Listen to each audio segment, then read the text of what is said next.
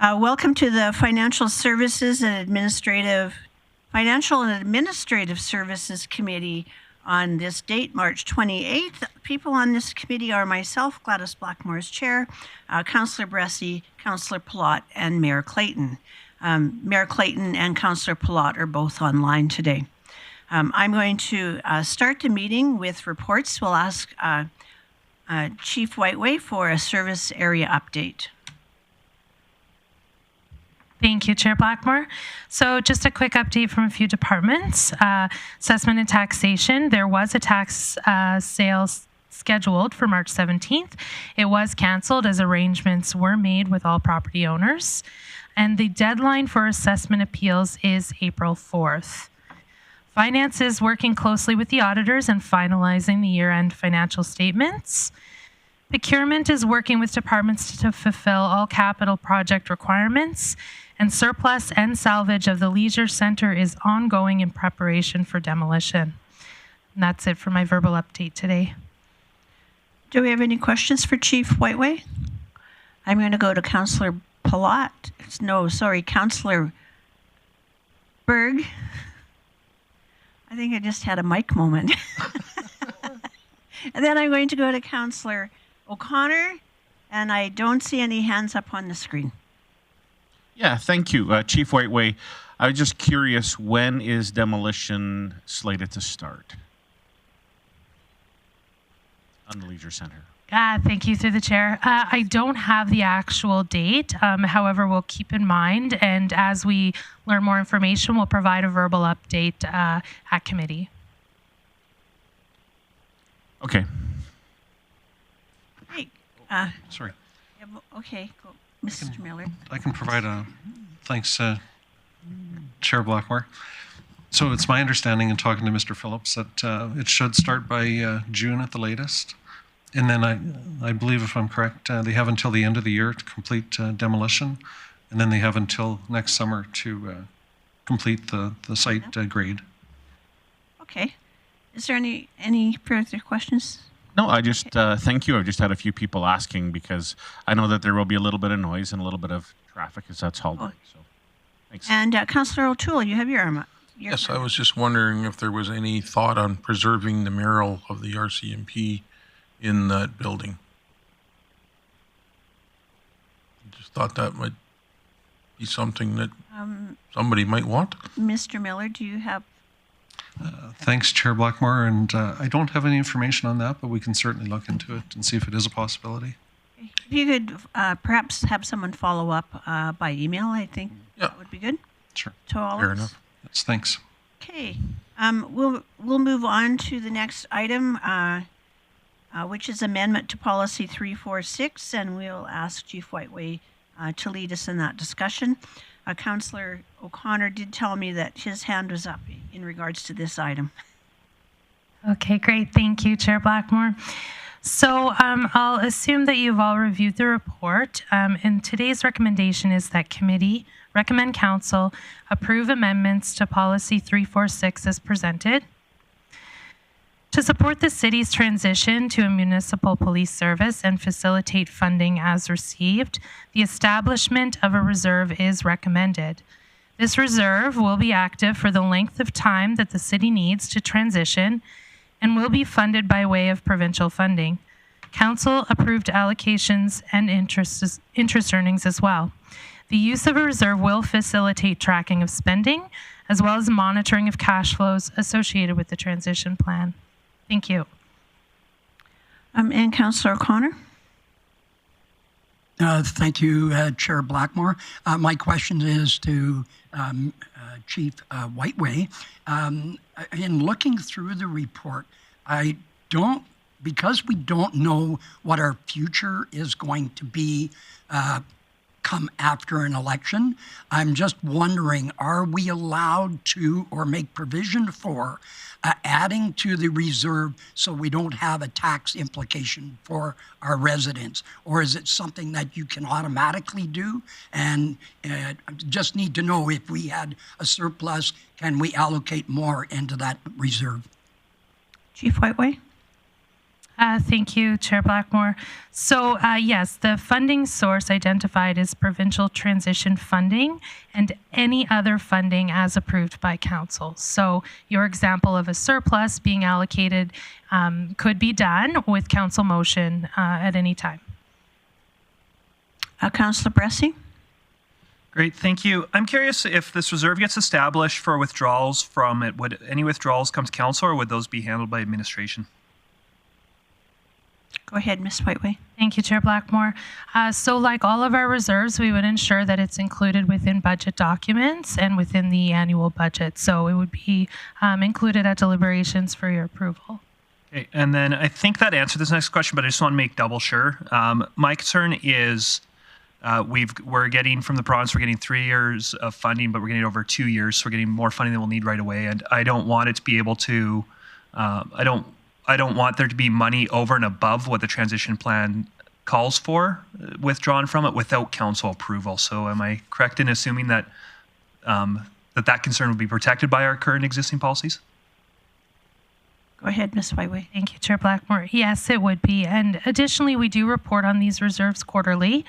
So council will be aware of what's in that reserve on a quarterly basis. And then again, yes, at budget deliberations. Excellent, thank you. If there's no other questions in council, I would ask Councillor Palat, would you like to look after the business for this for me?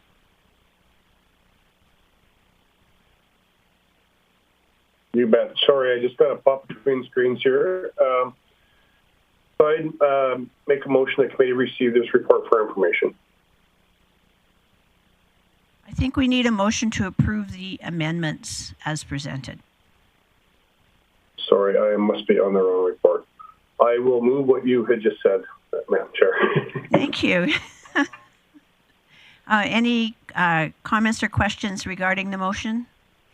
Seeing none, I will call a motion.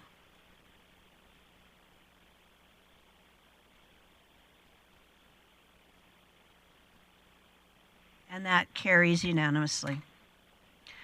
Moving on to the next item of business, which is the business improvement tax. We have Scott here to talk to us about this. Mr. Smith. Thank you, Chair Blackmore. So before you today are the 3 bylaws that are required to produce the BIA levy for the businesses in the downtown area. And if you remember at the March 6th, excuse me, council meeting, the Downtown Association's budget was approved. So these bylaws that are before you will allow us to proceed and levy that amount. So the first bylaw of the 3 provides the methodology of the calculation of the assessments. The second bylaw authorizes the city to impose a tax in the downtown BIA for 2023. And then the final bylaw sets a tax rate on the businesses within the downtown BIA for 2023. And this rate, when of course applied against the assessment, gives them the BIA taxable amount. In regards to the overall assessment level within the downtown area, there's been a slight decrease of about 0.8%. So due to this small increase in the rate will be required. A levy rate of 2.16% will generate $334,000. This is about a $32,000 over levy. So this additional revenue is required to cover the city's costs that we put into collecting this money. So just in closing, we're asking that committee recommend that council give 3 readings to all 3 bylaws. Thank you. I should mention that Councillor Bosch has left council chambers as she has a perceived financial interest in the downtown. And I would then look for any questions for administration.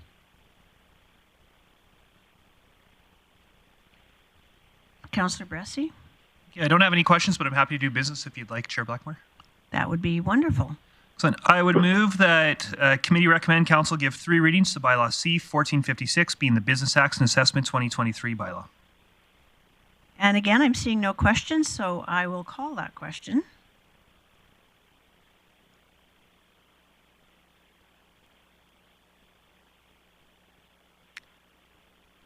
Like me to keep going? Please continue, yeah. I'd move that committee recommend council give 3 readings to bylaw C 1457, being the Downtown Business Improvement Area Business Tax 2023 bylaw. And I'll call that question to...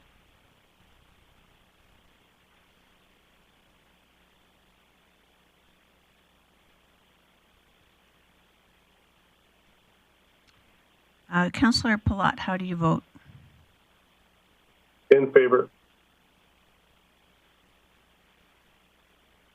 And go ahead, Councillor Bressie. So move. Committee recommend council give 3 readings to bylaw C 1458, being the downtown business improvement area business tax rate 2023 bylaw. I also would just highlight that there's been a priority of the province to reduce red tape, and having to pass 3 separate bylaws every single year is significant red tape that we have to go through, that we have advocated in the past to have changed, but weren't successful. So that's why we need to do a lot of business for this every single year. I'll call the question.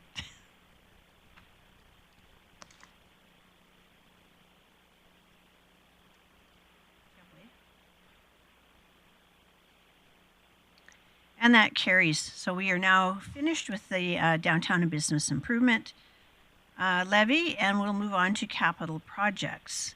And the staff report for capital projects is again being led by Chief Whiteway. Thank you, Chair Blackmore.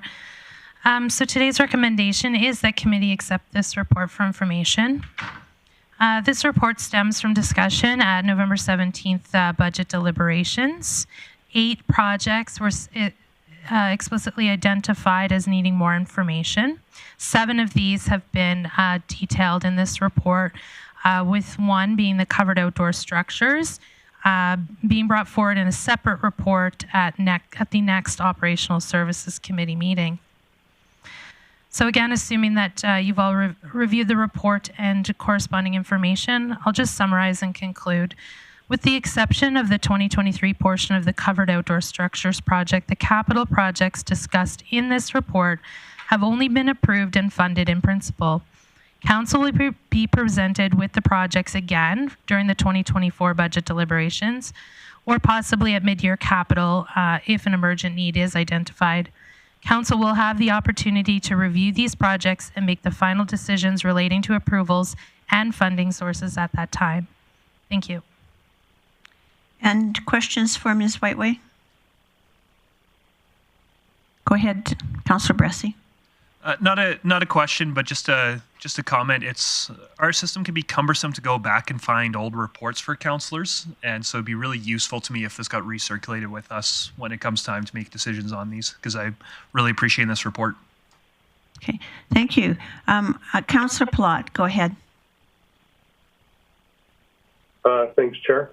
Yeah, I appreciate the report coming back to you, because it was nice flagging these and seeing something mid or early this on in the year. So, but I do have a question for administration. If there was an item on here that you were like, I think we could just, if you wanted to bring it forward and said, I just would like to see this not happen in this capital year, are we just hoping that it's the information now and we're just going to have that debate later on, or would there be a process to maybe knock a few of these off before that, if that was the will of the group, I guess? Ms. Whiteway. Thank you, through the chair. So our intention was to provide the information today. As the corporate leadership team always does, we review funding available each year. All capital projects are reviewed and prioritized before bringing them forward to council. So it would be our intention that these projects, being future year projects, are again sort of ranked and prioritized against what's required in future capital years. So they could be brought forward, most likely would be brought forward for debate and decision at the time of budget deliberations. Okay. Does that answer your question, Councillor Palat? I guess, yeah. So I just wonder if I were to make a motion and said, hey, there's an item I'd like to get more information on or look at dealing with, the preference would be just to wait till budget for that. Thank you. Yeah, that would be the preference if we could have it included with budget. Okay, perfect. Thank you. And as Councillor Bressie has requested, we'll get this report recirculated with time for council to give consideration to that. I see no further questions, so I would ask for a motion. Councillor Bressie? Thank you, Chair McLaren. I move that we receive this report for information. And again, thanks to administration for it. It really is useful to me. That motion is in order. We will call a question.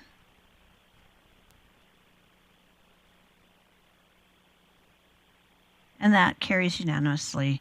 So we're going to move on to Item 3.5, information on the Facility Renewal Fund. And again, I'm going to look to Ms. Whiteway to lead us in that.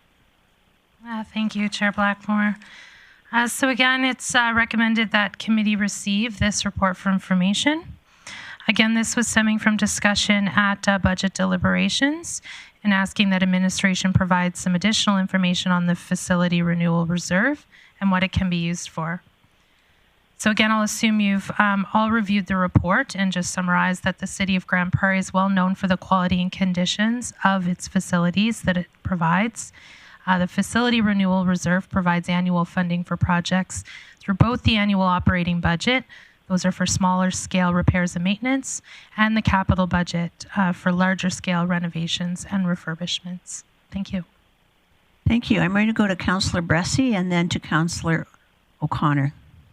Great, thank you. Yeah, and I really appreciate our approach to facilities because it's the one area of asset management that I think council's done a really good job setting a service level expectation. What happened was last council term, we had a report come to us saying, hey, if you want to keep facilities at the basic condition they're in right now, this is how much it'll cost you, and that's the service level council approved. We were also given a strategy of if you want to improve facilities over time, their condition, here's how much additional money you'd have to give.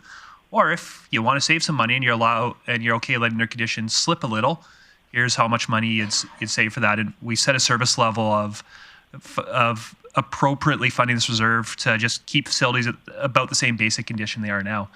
What I'm curious about, though, is we did this year, council did opt to make withdrawals to this reserve that weren't considered when we set that service level expectation. So what happens going forward, absent any other directions council? Is there going to be, can we expect a long-term slip in our facility conditions because we haven't adequately funded this reserve, or are we going to increase our contribution to it in upcoming years to make up for those additional withdrawals? Just how's the impact of council's decision to withdraw more than planned from this reserve going to impact us in the future? Go ahead, Ms. Whiteway. Thank you, Chair Blackmore.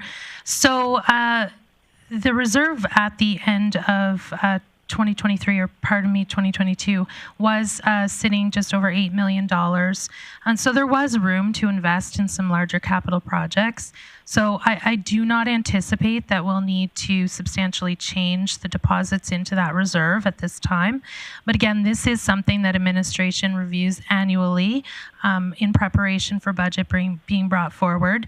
And so at this point, we are maintaining that original level, which is kind of that 70% of what we anticipate over the next number of years. So no, I don't anticipate at this time to be a fluctuation in that. Councillor Bressie, you had further? Yeah, that's good to hear. And just supplements that. So if I'm going to understand, so council's only touched the facility condition report once, set that service level expectation. And so it's not a living document for us, but if I'm understanding what you're saying correctly, it's a living document for administration that you folks are on it and confident that our service level can continue to be maintained. Thank you, through the chair. Yes, exactly. We do revisit that. We revisit this strategy and make sure that there's adequate funds to be able to maintain what's in that assessment report ongoing. So yes, it's revisited each and every year. Great, excellent. Thank you. I appreciate that. And Councillor O'Connor has indicated that he's had his questions answered in the previous discussion. So I see no one in. Oh, sorry, Councillor Berg suddenly threw his hand up. Yeah, thank you. So I just jumped off the page, but I think there was on one of the reports around housing, and as part of that fund, let me just see if I can pull it back up here. Regardless, so should the Smith subdivision go a different way than what Grand Spirit wants, and is the city in a position to go purchase land that is adequate for what Grand Spirit needs? Should we use the Smith subdivision for recreation facilities? Thank you, through the chair.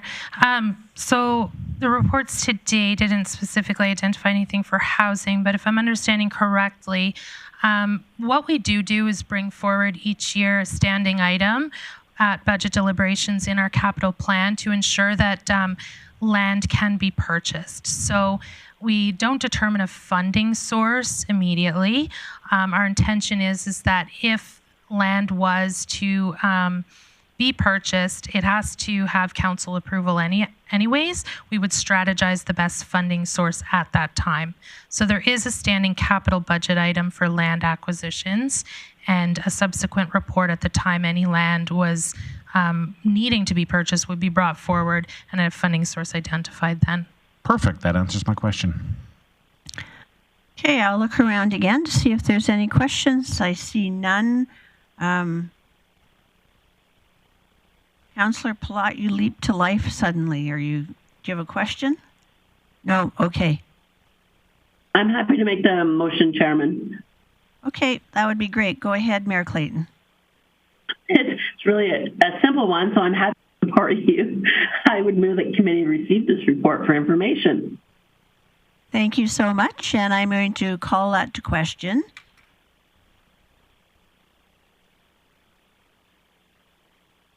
And that carries unanimously. So I'm going to move on our agenda down to our outstanding items list and go back to Chief Whiteway for that information. Thank you, Chair Blackmore. So item 1244, capital projects, was taken care of today. So that can be removed, as well as 1242, reserve analysis that on the facility renewal reserve was taken care of today.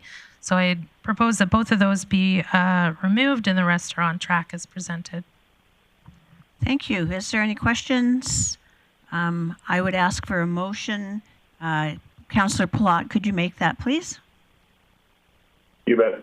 Thanks, Chair Blackmore. Yeah, can I make a motion that we accept the outstanding item list as amended? Thank you so much. And I will call that to question.